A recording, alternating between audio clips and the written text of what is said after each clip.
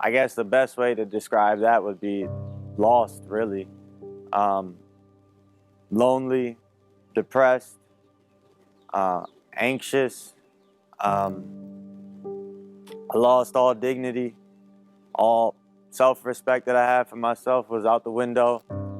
All the relationships in my life that mattered and that were important, all the people that I loved, I lost those relationships. I lost the trust, at least, of those relationships in my life.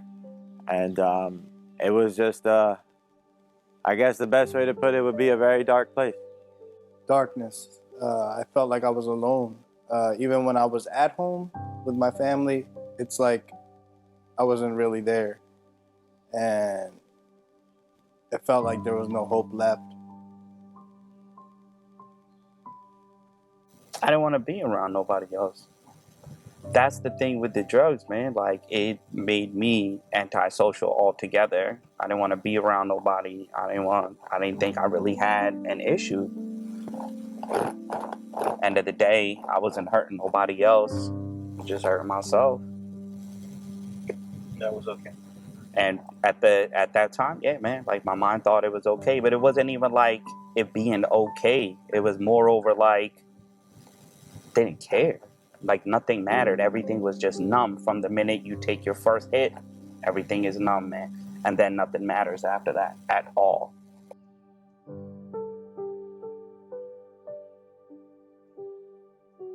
Coming to the end of myself. I never hit rock bottom because I was still functioning. Plus, my pride wouldn't let me really hit rock bottom. But coming to the end of myself, that there's more to life than what I'm doing. Like, I was designed for something else. And I started to see it on the tail end of my addiction, because it didn't matter how much money I made or what I did. It really didn't matter. But coming to the end of myself was probably the time where I realized that, yeah, no, God's got something else for me. And it seemed like as soon as I started to, it's like I put my hand out and he just pulled me out the ditch. The story is huge, right? And I don't have enough time to cover the whole thing, but the best way to put it, and something that I often actually say, is that God's work really, I never understood what surrender meant, and I always struggled with that concept because I always thought there might be some type of formula to it. If you do this, that, and the third, then that will equal the understanding of how to surrender, and not really realizing that the Lord is really just after my heart. And that moment or that awakening actually happened to me when my alcoholism ended me up in jail, really. And something I always like to say is that God loved me so much that He locked me up in a cage to get my attention. But and I'm just thank you. I'm so grateful to everybody that was just a part of that journey and praying for me.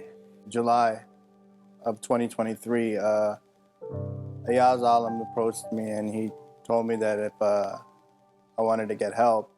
And I was asked a few times before too, and I told him, yeah, sure, but I just brushed it off and I just kept doing what I wanted to do. But that time, like, my family was on my back too, and it didn't matter before if anybody told me to get help. It's just that I finally felt like God put it in my heart to get help.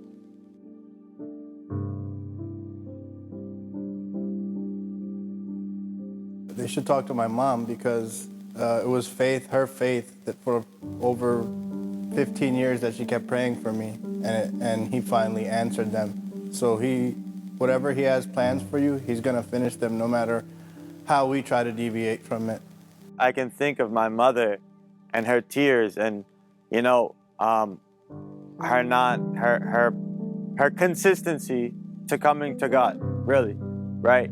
And at the time, when I look back at it, it was a rough time for her, but what a testimony today, right? She kept coming back to the Lord. Talk to him. Talk to God. He's listening. He's always listening. Talk to him, and he will show you a way out. You're struggling with addiction or bondage and of any sort, or if your loved one is, I'll just share a small story from the Bible, really. And that's the story of when Peter, with faith walks out of that boat, and he's walking towards Jesus.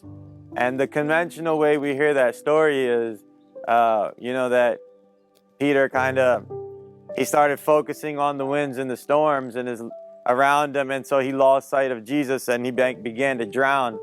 And that's usually where the message ends. But for someone like myself, an addict that the Lord saved out and broke the bondage with, the most important part of that story is the character of Jesus and what Jesus does. It's not about, when we fall in the storm. It's about what Jesus does when we're in that storm. And remember that Jesus is the one. He's not going to say, how'd you take your eyes off me? How could you mess up so badly? How could you drown? How could all this happen? But he's gonna reach his hand out and he's gonna grab you out of that water. I thought that there was no way I could come back from where I'm at. But he was there. At my baptism, my family said, hey, we thought we were going to bury him. Look where I'm at.